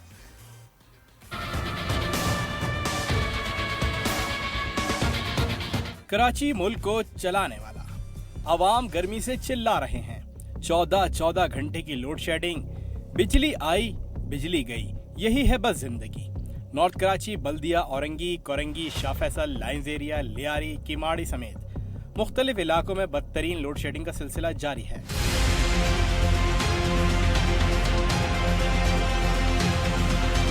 तर्जुमान के इलेक्ट्रिक गर्मी बढ़ते ही लोड शेडिंग का दौरानिया बढ़ाने पर खामोशी अख्तियार किए हुए है।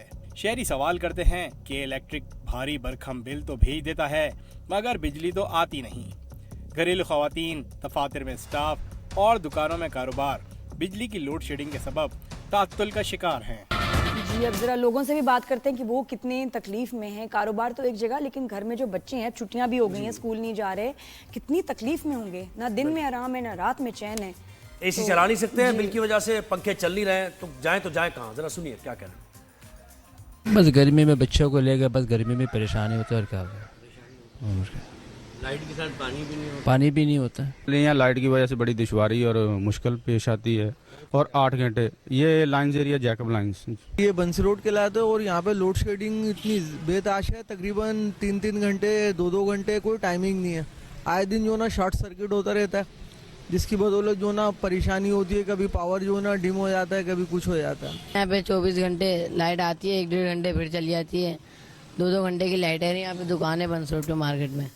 ये क्या है, मतलब बगैर कोई स्केड्यूल नहीं है, गैर एलानिया लोड शेडिंग है। आप बता भी नहीं रहे लोगों को कि क्यों लोड शेडिंग होगी, और नहीं वो भी होगी, कितने घंटे होगी। इस टाइम तो वैसे ही बना होना चाहिए कि बिजली बंद ही ना हो, क्योंकि हीट वेव है जी। हवा नहीं चल रही है भाई, ये कैसे होगा गुजारा? आपकी मतलब इंडस्ट्री नहीं चलेगी, दफातर नहीं चलेंगे, आपके डोमेस्टिक लोगों को बड़ा मसाइल होंगे, तो किस तरीके से आप इस मुल्क को चलाएंगे? जरा और ये कोई टेम्पररी है, कुछ अभी इस वक्त कोई इमरजेंसी है, कुछ दिनों तक चलेगा, ये चलता रहेगा, ये कुछ तो प्लान बताएं। और गर्मियों में देखें बिजली की तलब बढ़ जाती है ना, लोग बिजली ज्यादा इस्तेमाल होती है, तो ये तो एक ऐसा ऑनगोइंग सिलसिला है। हर साल ये प्रॉब्लम होती है, हर साल आप कहते हैं कि हमारे पास शॉर्टफॉल है, हम देख रहे हैं, हम अपने सिस्टम को बेहतर कर लिए। सिस्टम बेहतर होता नहीं है, ये क्यों नहीं होता सिस्टम बेहतर? और लाहौर में क्या सूरत हाल है, इस्लामाबाद में क्या सूरत हाल है, ये भी बताएंगे। पहले लाहौर का रुख करते हैं। जी लाहौर। समना कमाल ने हमें ज्वाइन किया। समना बताइएगा, हमने कराची का तो बताया, लोगों ने क्या कहा ये भी सुन लिया। अब लाहौर में क्या लोड शेडिंग हो रही है, गर्मी का क्या हाल है और इदारे क्या बताते हैं? ये बड़ा जरूरी है कि वो क्या कह रहे हैं।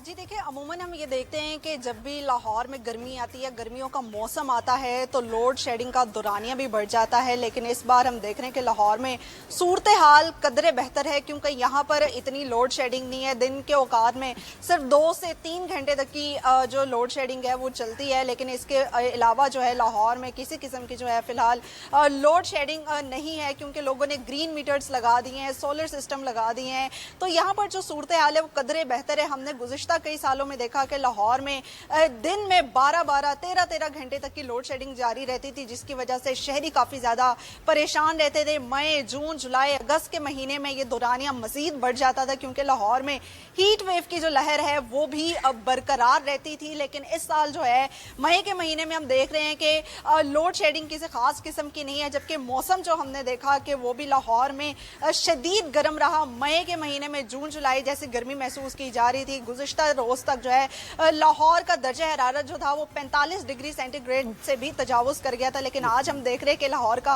मौसम भी कदरे बेहतर है। सुबह सवेरे हमने देखा कि आसमान पर हल्के फुल्के बादल भी थे, अभी भी जो है तेज हवाएं चल रही है, जिससे जो मौसम के मिजाज जो है वो खासे तब्दील भी हो चुके हैं और दर्जा हरारत में भी जो है वाज़े कमी महसूस की गई है। जबकि महकमे मौसमियात ने पेशगोई भी की है कि 3 से 4 रोज तक जो है लाहौर का मौसम यूं ही जो है वो कदरे बेहतर रहेगा, लेकिन बारिश का जो है वो कोई इम्कान नहीं है। शहरी भी जो है वो खुश हैं इस मौसम से। क्या बात है समना, आप तो पार्टी कर रही हैं। आए आपको कराची के हालात बताते हैं, आपके रोंगटे खड़े हो जाएंगे। देखें जरा हमारे यहाँ क्या चल रहा है। जरा ये तो बड़ी प्यारी पिक्चर दी लाहौर में, देखिए कराची में क्या हो रहा है। कराची जी अली बताइए कराची में क्या हो रहा है? अब जरा इनकी तबीयत हम साफ करते हैं। बहुत खुश नजर आ रही है। कराची की अगर शोएब में सूरत हाल बताऊँ कि कराची में गर्मी का जोर जारी है, जबकि इसके साथ साथ एलानिया लोड शेडिंग जिन इलाकों में की जाती थी, अब तो गैर एलानिया लोड शेडिंग का सिलसिला भी जारी है, जिसमें 14 से 16 घंटे 18 घंटे जो है वो इलाकों में बिजली गायब है। अगर हम इसके कराची की मजमूई सूरत हाल में आपको बताऊं कि इसमें लांडी है, कोरंगी है, शाह फैसल है, मलीर है, औरंगी टाउन हो गया, इसके साथ साथ बल्दिया टाउन है, सरजानी है, north Karachi, new Karachi, federal भी एरिया, जिला बस्ती, इसके साथ साथ गुलशन इकबाल, मतलब जहाँ भी इंसान रहते हैं वो सारे जो है ना इलाके अफेक्ट हो रहे हैं। जहाँ भी इंसान रहते हैं, जहाँ भी फैमिलीज रहती हैं वो तमाम इलाके जिन इलाकों में नादिया देखें, जिन इलाकों में बिजली की लोड शेडिंग नहीं होती थी, जहां 100% बिलिंग थी, उन्हें इस्तिस्ना हासिल थी, उन इलाकों में भी लोड शेडिंग का सिलसिला जारी है। इस वक्त मैं मौजूद हूँ सिटी स्टेशन कॉलोनी है और यहाँ पे जो है गुज़िश्ता 4 रोज से जो है बिजली ना होने के बाद जो है गुज़िश्ता रात जो है वो एहतजाज ख़त्म किया, जबकि यहाँ पर जो है वो इंतज़ामिया की जानिब से मुज़ाकरात भी किए गए कि ताहल जो है 5 दिन तक जो है बिजली की लोड शेडिंग इस इलाके में नहीं की जाएगी। हमारे साथ शहरी भी मौजूद हैं, आपको बताते हैं, अब नाज़रीन को भी बताते हैं कि 4 रोज से बिजली नहीं थी और इस गर्मी के मौसम में ना पानी है ना बिजली है, किस तरह मामूलाती ज़िंदगी इन्होंने गुजारी, हम पूछते हैं इनसे। बहुत सख्त हालात है, बिजली नहीं थी, गुज़िश्ता 4 दिनों से बिजली नहीं थी, भी कल ही बिजली आई है। उनके हमारे मुआहदा हुआ था कि 5 दिन तक लोड शेडिंग नहीं होगी, मगर आधे घंटे बाद फिर 1 घंटे की लोड शेडिंग और आज रात सारी देर रात आती जाती और बिजली आ गई और चली गई। अभी भी बिजली नहीं है, तो बड़े बुरे हालात है, पानी भी नहीं है और बिलें भी बहुत ज़्यादा हैं। ये अली क्या ये प्रॉब्लम क्या है? मुआहदे हो रहे हैं, मतलब बिजली के लिए मुआहदे हो रहे हैं, एक बुनियादी ग्रिड की कोई रिपेयर चल रही है, कोई मसला बिजली कम है, मसला क्या है? अब तो इतने सोलर लोगों ने लगा लिए हैं तो बिजली तो होनी चाहिए, कहाँ है बिजली? ये के इलेक्ट्रिक हुकाम क्या कह रहे हैं, क्या मौक़िफ़ आ रहा है? उनके नुमाइंदे कोई बात कर रहे हैं, कोई मौक़िफ़ मुआहदे हो रहे हैं? यानी बिजली जो बुनियादी जरूरत है, लोग बिल अदा कर रहे हैं, उनको मिलनी चाहिए, पानी में नहीं मिल रहा वो, और जी एग्रीमेंट हो रहे हैं, किस चीज के एग्रीमेंट, क्या शिक़ है उस एग्रीमेंट की? एग्रीमेंट तो तहरीरी बहुत होते हैं मगर अमल दरामद इस पर बिल्कुल भी नहीं किया। अगर हम हुकूमत की बात करें या इंतज़ामिया की बात करें तो संजीदगी के साथ वो इन मसाइल करते नहीं दिखाई देते। शहरी जो है इस गर्मी के मौसम में बिलबिला उठे हैं, अज़ियत से 2-4 हैं। इसी तरह अगर हम मैट्रिक के एग्जाम थे, मैट्रिक के एग्जाम में देखा कि लोड शेडिंग के अंदर बच्चे जो है के इलेक्ट्रिक बता क्या रही है ऑफिशियली? हम तो कोशिश करेंगे कि अपने शो पर के इलेक्ट्रिक के किसी नुमाइंदे को ले, वैसे होना कुछ नहीं है, वो सिर्फ वक्त ही जाया होगा। उनका कोई तो एक्सप्लेनेशन होगी ना कि क्यों हो रही है, क्यों हो रही है? केबल्स चेंज कर रहे हैं, क्या कर रहे हैं, नया सिस्टम ला रहे हैं, अपग्रेड कर रहे हैं। जी अली बताएं। नहीं देखिए सोएब, के इलेक्ट्रिक जो है वो मुसलसल यही कह रही है कि जो बिजली की जो मांग है उसमें इजाफा हो गया है। जो गर्मियों के मौसम होते हैं जिसमें जून जुलाई इस तरह के जो महीने होते हैं, इनमें जो है बिजली की ज़्यादा जो है कैपेसिटी बढ़ जाती है। लोग शहरी जो है वो एक तरफ जो है वो एसी इस्तेमाल करते हैं, इसी तरह उन इलाकों में कुंडे भी इस्तेमाल किए जाते हैं। अली वही बात है, पे भी तो कर रहे हैं ना, बिल भी तो दे रहे हैं, ऐसे फ्री में तो नहीं कर रहे हैं इस्तेमाल, बिल भी दे रहे हैं और हर साल होता है। बल्कि अब तो मुझे लगता है कि शायद कम होना चाहिए, क्योंकि कितने घरों में तो सोलर लग गए हैं, कितनी सोलर एनर्जी बन रही है, कितने ग्रीन मीटर बन गए हैं, तो फिर भी आपके पास बिजली कम है। Makes no sense। देखिए नादिया एक बात आपको अपने नाज़रीन को भी बता दूं कि जो पोश इलाके हैं, जिस तरह अच्छे इलाके हैं, जो रिहाइश पजीर हैं, जो मतलब उनकी जेब जो है वो इस्तेताद करती है, उन्होंने सोलर पैनल लगा लिए, मगर वो जो कम आमदनी वाले जो हजरात हैं, जो रोज़ कमाने वाले या कोई माहाना जो है वो नॉर्मल नौकरी करने वाले जो लोग हैं, उनका इस महंगाई के दौर में वैसे ही जीना महाल है। अली आप तो मैं कह रही हूँ कि इलेक्ट्रिक जाएं, मतलब पूरा दिन वो सुबह को उठे, बिजली ना हो, बगैर नाश्ता किए घर से निकल जाए, पानी भी ना हो, फिर घर वापस आए, फिर बिजली गायब, पंखा तक मैसर नहीं है।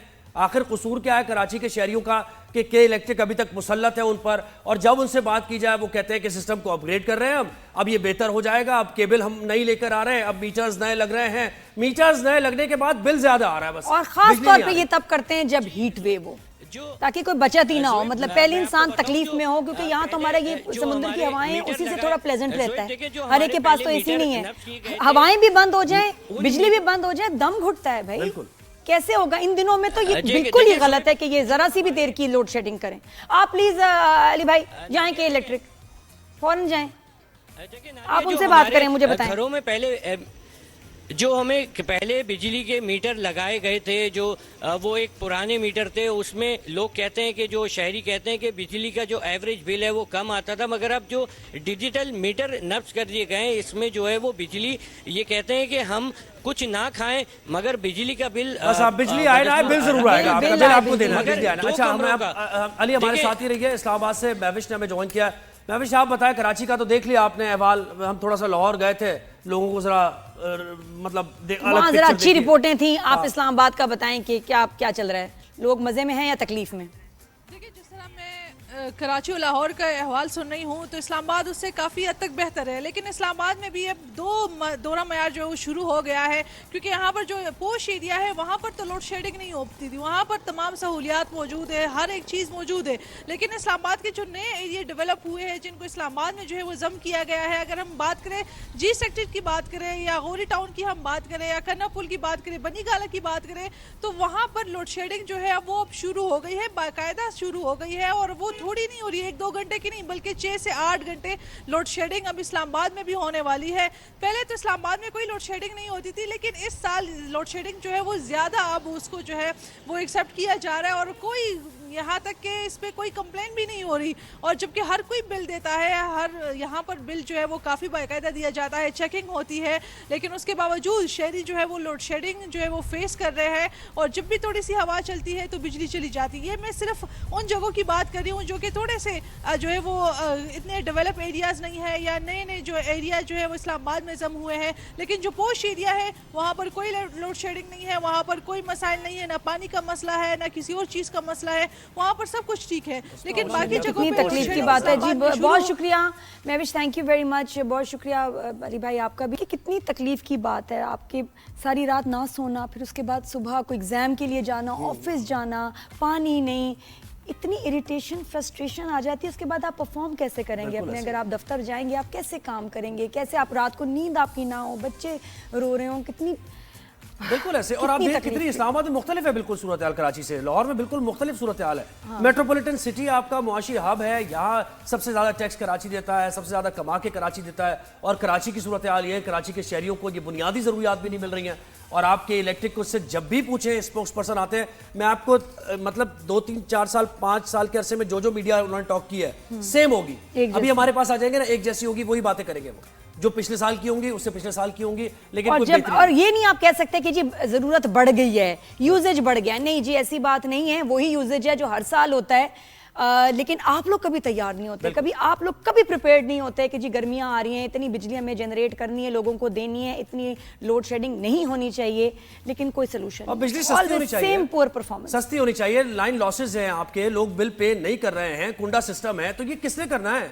ये कहीं इलेक्ट्रिक नहीं करना है ना, इस सिस्टम को रिफॉर्म हमने तो नहीं करना आके, हम तो ये पूछेंगे। और होता क्या है कि जिस इलाके में कुंडे लगा रहे होते हैं कुछ लोग, बाकी जो 70-80% लोग हैं वो सफर कर रहे हैं। बिल्कुल, मतलब उनको पकड़े ना आप, उनको जाके आप उनको पकड़े। ये क्या बात है कि हर कोई इसकी प्राइस पे करे, लेकिन दिस इज नॉट ऑन, क्योंकि ये लोगों का जो है ना बेसिक राइट है जिसको आप जो है इसको वायलेट कर रहे हैं बार बार बगैर किसी रीजन एक्सप्लेनेशन के, ये गलत है। फिर देखिए नादिया, होता है लोग सड़कों पे आते हैं, सड़कें ब्लॉक करते हैं, मजबूर हो जाते हैं ना, एक हद तक आप मजबूर हो गए, पूरा दिन आपके घर में लाइट नहीं आ रही और आप सड़कों पर आकर एहतजाज भी ना करें तो आप क्या करें?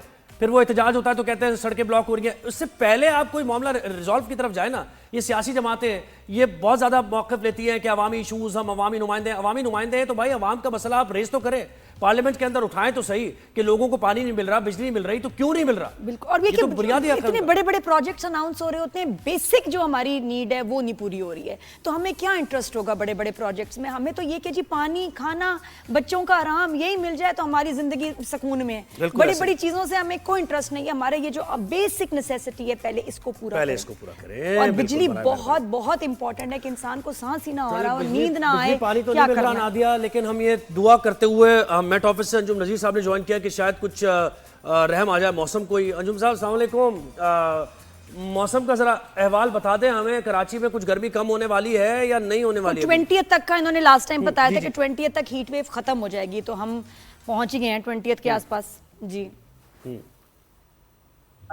बहुत शुक्रिया। देखें, कराची के लिए तो हीट वेव पहले भी नहीं थी, ताहम गर्म मौसम ज़रूर है कराची के लिए और ये ऐसे ही गर्म रहेगा।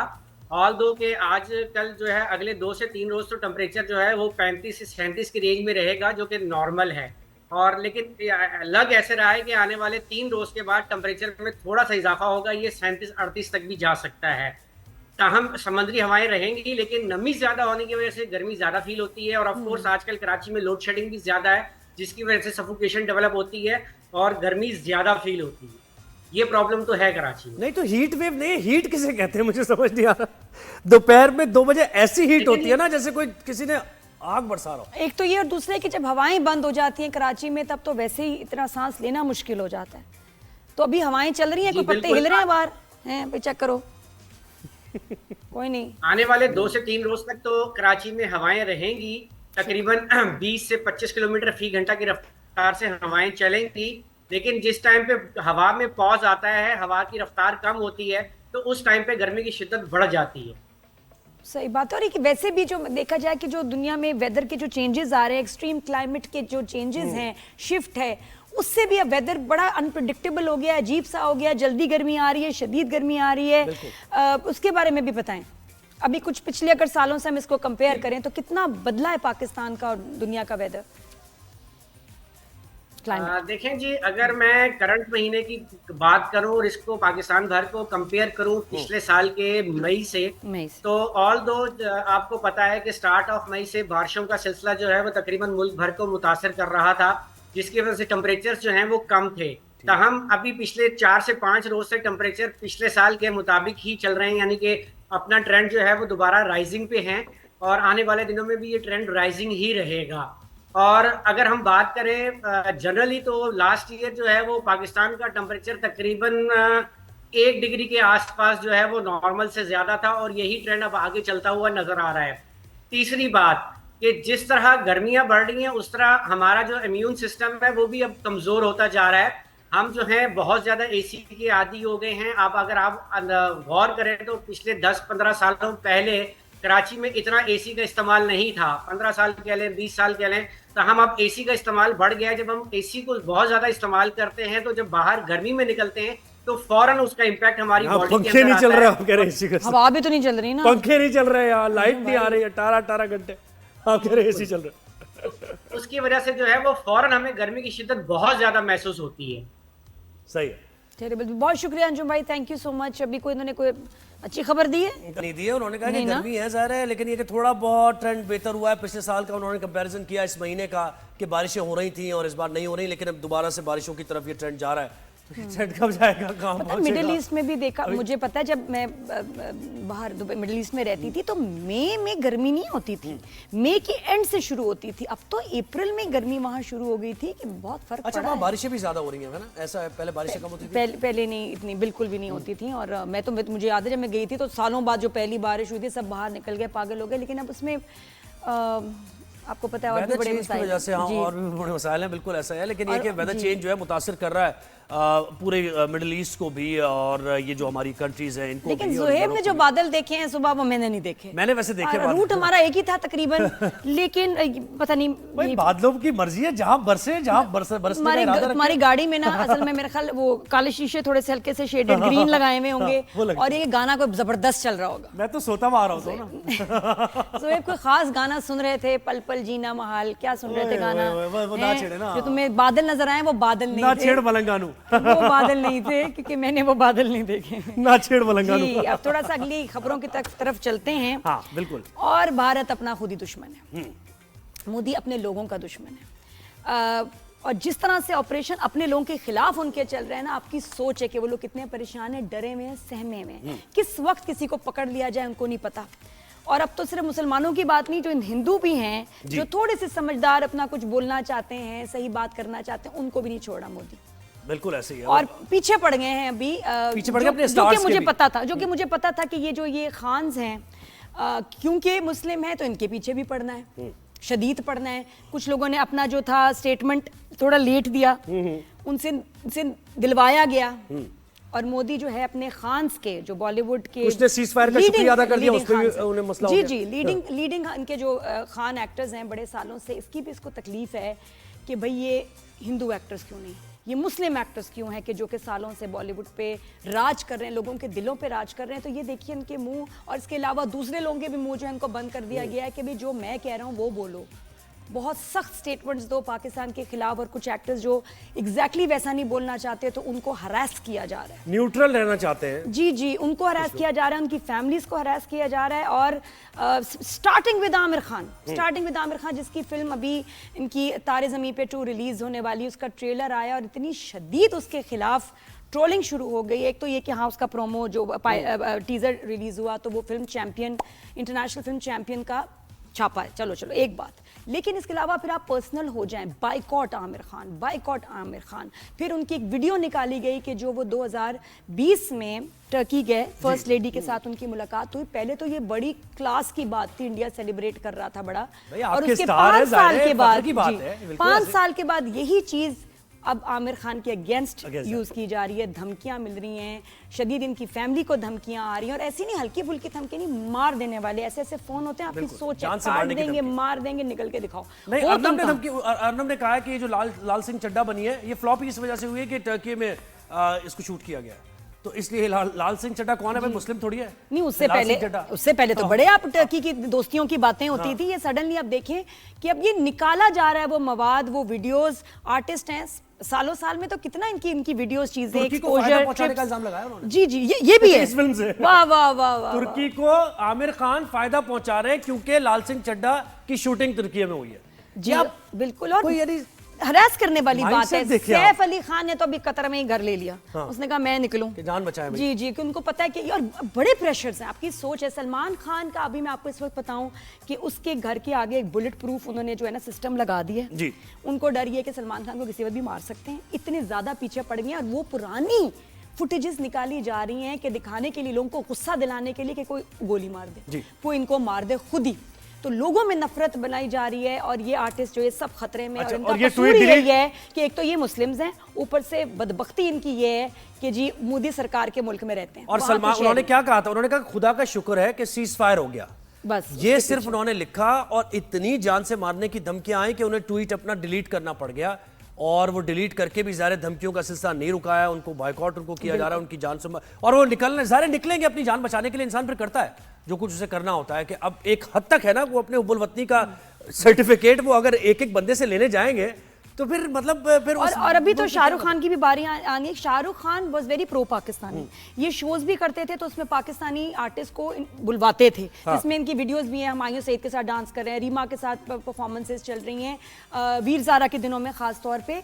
तो अभी तो वो वीडियोस ने आना है। ये अब सोचें कि इस टाइम वो किस तरह रिएक्ट करेंगे जो सालों पहले, 10 साल पहले वीडियोस बनी थी। जॉन इब्राहिम को उन्होंने तनकीद कर दिया है कि भाई इसने एक मूवी बनाई है जिसका कंटेंट कुछ ऐसा डिप्लोमेटिक, तो वो भी मूवी जो है वो कह रहे हैं कि पाकिस्तानी। ये देखिए द डिप्लोमैट, ये बनाई है मूवी। अब ये द डिप्लोमैट में क्या स्टोरी होगी उसकी कि पाकिस्तान फंडेड है या पाकिस्तान का कोई नैरेटिव वो बताने की कोशिश कर रहा है, लेकिन उसको भी तनकीद की जा रही है कि ये भी इसने ऐसी बनाई है। Bollywood has been hijacked by the government, और आप देखें कि इतने सालों से अब जो कचरा उसमें बन रहा है, एक गाना नहीं जो कि हिट हो, जो ओरिजिनल हो, और इसीलिए उनकी देखिए उनकी सारी पब्लिक शिफ्ट हो गई पाकिस्तानी म्यूजिक पे। पाकिस्तानी पॉप स्टार जिनके गानों में एक रूह है, शायरी है, ठीक है ना, फिलॉसफी है, खूबसूरती है, और इनके गाने देखें जिसमें सवाए औरतों की तजलील के कुछ नहीं है, वाहियात गाने तो हैं, चांदनी बार वाले गाने, इनके बार वाले गाने, इसमें कुछ डेप्थ नहीं है। और जो बच्चे हैं वो देखो पुराना जो इनका म्यूजिक था फिर भी उसमें कुछ था, कोई मैसेज कुछ नहीं है, वाहियात फहाशी है। तो जाहिर बात है इनकी अब आवाम स्विच हो गई है पाकिस्तानी म्यूजिक पे, म्यूजिशियंस, और क्या हमारा खूबसूरत म्यूजिक है। तो ये जो ऑपरेशन, एक मकसद मैं आपको मैं पहले से कह रही हूँ डे 1 से कि ये सबसे बड़ी तकलीफ एक ये भी थी, मोदी को बहुत सारी तकलीफें हैं, लेकिन ये था कि जी क्यों पाकिस्तान का म्यूजिक और जो ड्रामा है और उनका कल्चर है वो इंडिया में आम होता जा रहा है, लोग देख रहे हैं, पसंद कर रहे हैं, प्यार कर रहे हैं, क्योंकि जो आप उनको ट्रैश दिखा रहे हैं they don't want to see it any more. अच्छा, इस पर हमें खुर्रम सुहेल ने ज्वाइन किया है, जो जी हाँ, तो Bollywood stars are in trouble, ये तो है। खुर्रम बहुत शुक्रिया। ये क्या खान्स को, और हमेशा हमने देखा है, ये पहली दफा नहीं है कि खान्स के ऊपर इस तरह के इल्जामात लग रहे हैं, लेकिन इस बार जरा सीरियसनेस और उसकी जो सिवियरनेस है वो बहुत ज्यादा है कि जान से मारने की धमकियां आ रही है और उनको निकलना पड़ रहा है भारत से। क्या कहेंगे? बिल्कुल, ये पहली बार नहीं है कि ऐसा हुआ, ये इससे पहले भी कई बार हो चुका है। लेकिन अफसोस की बात ये है कि आमिर खान की फिल्म का इस पूरी जंगी माहौल से कोई ताल्लुक ही नहीं था, और उनको ज़बरदस्ती घसीट लिया गया, जबकि उन्होंने सब कुछ एक हुब्बे वतन जो होता है अपने मुल्क के लिए, जो वो करता है उन्होंने भी किया। लेकिन चूंकि वो मुसलमान हैं तो शायद इसकी सज़ा उनको दी जा रही है। और इल्ज़ाम ये है कि आपने लेट मैसेज किया अपनी ऑफिशियल पेजेस से, और अब उनकी फिल्म के पीछे पड़ गए। अच्छा, इस फिल्म का मैं बता दूं कि ये ठीक है, आमिर खान की फिल्म है, तारे ज़मीन पर, हमें याद है इसका जो पहली जो फिल्म थी इस सिलसिले की लेकिन ये फिल्म तो कोई बहुत ज़्यादा ऐसी फिल्म भी नहीं है क्वालिटी वाइज ये एक स्पेनिश फिल्म का 2018 में रिलीज होने वाली फिल्म का चरबा है, कॉपी है। वैसे ये पता है आमिर खान का वैसे देखा जाए जो अभी लास्ट कुछ फिल्में आई हैं they been very disappointing. Original theme जिस तरह ये मशहूर थे ओरिजिनलिटी के लिए, वो चीजें भी नहीं है। बिल्कुल ये दूसरी तीसरी फिल्म है उनकी जो मुसलसल चरबा है, कॉपी है और कमजोर फिल्म है।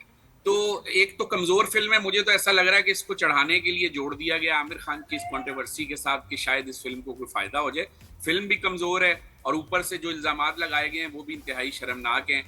इस तरह नहीं करना चाहिए। और सैफ अली खान का जैसे अभी आप तस्करा कर रही थी, वो बेचारे भी अब दोहा कतर में उन्होंने अपना घर ले लिया है। तो मुश्किलात तो हैं सलमान खान के साथ जो रवैया है और दीगर जो फनकारों के साथ रवैया। नसीरुद्दीन शाह कई बार बेइज्जती करवा चुके हैं लोगों से ऑन स्क्रीन। इतना बड़ा आर्टिस्ट इंडिया का, और पाकिस्तान के लोग भी उनसे मोहब्बत करते हैं, लेकिन कोई पूछने वाला नहीं। मेरे ख्याल इनको जावेद अख्तर को ही फिल्में दे देनी चाहिए, उसको हीरो बना के वो ही करे और वो खुद ही देखे।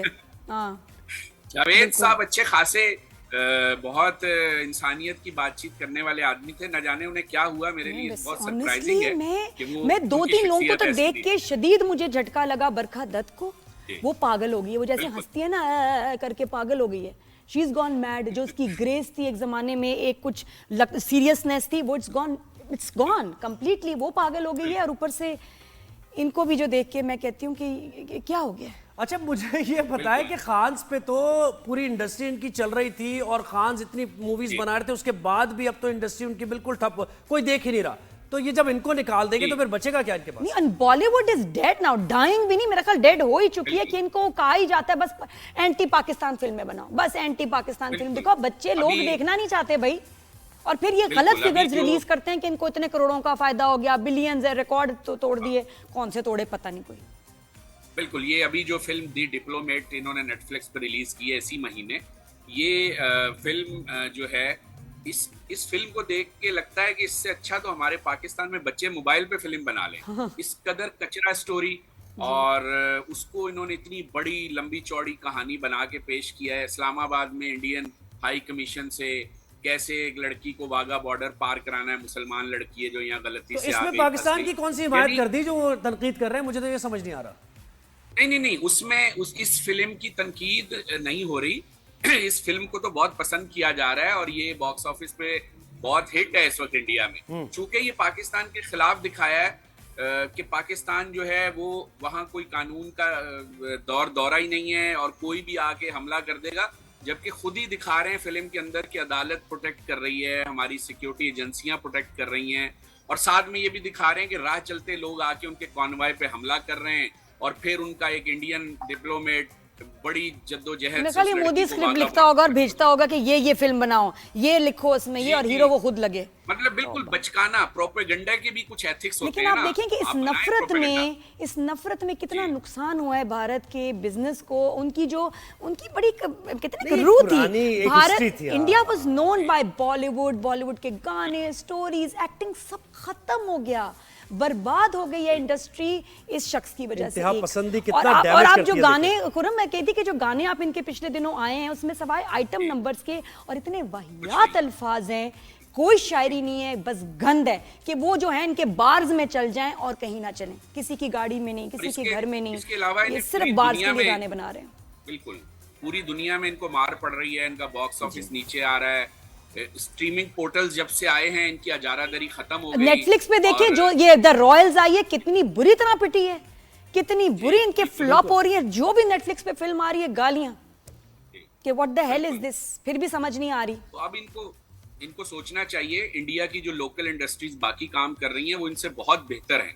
तो बॉलीवुड के लिए लम्हा फिक्रिया है, ये प्रोपेगेंडा वॉर से निकले और जो आर्टिस्टों का, फनकारों का काम होता है जोड़ने का, वो करे, ना कि तोड़ने का। हुकूमतें तो बदलती रहती हैं, हमारे भी तो फिल्म मेकर हैं, जंग हमारी भी तो हुई है। बिल्कुल, मैं खुरम कहती हूँ असल में क्या इनके लिए बुरा कहें, ये इनके लिए खुद ही एक अजाब है। ये भुगते तक पहुंच जाएंगे ना, फिर कहीं जाके रियलाइजेशन होगी कि हमने क्या कर दिया। और इनके पास जो इनके लोगों के पास रिलीफ था ना, पाकिस्तानी ड्रामे, पाकिस्तानी गाने, संगीत, शायरी, वो जो इन्होंने बंद किए, इन्होंने ऐसा जैसे अपने लोगों के लिए ना ऑक्सीजन बंद कर दी। अब ये और फ्रस्ट्रेट होंगे, आपके यहाँ और बुराइयां पैदा होंगी। जो आपके गाने और जो आप एक एग्रेशन दिखा रहे हैं अपने फिल्मों में, इससे क्राइम बढ़ेगा, फ्रस्ट्रेशन बढ़ेगी, आपके लोग एक दूसरे से लड़ेंगे, मारेंगे एक दूसरे। There is no softness, there is no love, there is no philosophy, nothing. आप पागल कर रहे हैं अपने जो आने वाली जनरेशन को, और उनकी जो थोड़ा रिलीफ था पाकिस्तानी म्यूजिक एंड आर्ट, उसको बंद कर दिया। बिल्कुल ऐसे एक ब्रेक हमने लेना है राइजिंग शाइन में, उसके बाद वापस आएंगे तो ओवरसीज पाकिस्तानी से मुलाकात होगी। कहाँ गए ओवरसीज पाकिस्तानी? आप लेती नहीं है उनको यार, और इतना सोशल मीडिया पर और इतने मसले चल रहे हैं ज़ुहैब, मुझे लग रहा है कि मतलब नहीं खैर हम बात करेंगे, अब ब्रेक के बाद आके बात करेंगे जरूर इंशाल्लाह जी।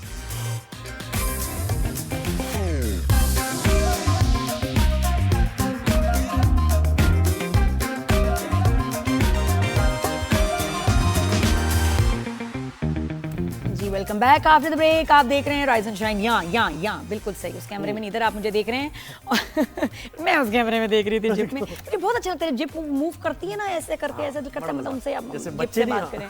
हाँ, मूव करती हुई तो इधर भी देखना उधर भी देखना। ना बड़ी कुछ अमीरों वाली फील आती है, मैं आपको बयान नहीं कर सकती कितना मुझे लगता है मैं बहुत हाईटेक माहौल में बैठी हूँ और ऐसे कैमरे यहाँ से ये जिप आया है, यहाँ से उस कैमरे कैप्चर किया। I know, I feel like very फिल्मी, जबरदस्त, मुझे अच्छा लगता है। अच्छा जी, अब ओवरसीज पाकिस्तानी जो कि मुल्क से दूर है लेकिन उनके दिल पाकिस्तान के लिए धड़कते हैं, तो बहुत अच्छा बोले ज़ुहैब, वेरी नाइस। और कौन है? सुंदस जबीन हमारे पास हैं जी, क्या हमारे साथ हैं? कैसी हो सुंदस? अस्सलाम वालेकुम, गुड मॉर्निंग। वालेकुम सलाम। रमजान वाली फील आ रही है नहीं जी। रमजान में हम डेली ये सेगमेंट करते थे, थोड़ा टाइम हो गया थोड़ी सी, as you know we were busy shooting down the Rafales, हम बहुत मसरूफ थे। No worries. और आप ठीक ठाक हैं? अभी थोड़ी फुर्सत मिली है। बिल्कुल ठीक ठाक है। बड़ा अच्छा लग रहा है बात करके। कितना अच्छा लग रहा है? मतलब कितना? बहुत अच्छा। कितना बहुत? जैसे आपने कहा लग रहा है कि कैमरा है, मुझे लग रहा है कि यहाँ पे कैमरा है, यहाँ पे कैमरा है, मैं अपने आप को फील कर एक सेलिब्रिटी बैठी है। सुंदस, तो आप कहाँ रहते हो? दुबई में हो, अजमान, शारजा? नहीं, दुबई में, सेंट्रल दुबई। अच्छा, कितने साल से हैं वहाँ? अपना थोड़ा सा सफर बताओ, किस साल आई, कब से हो?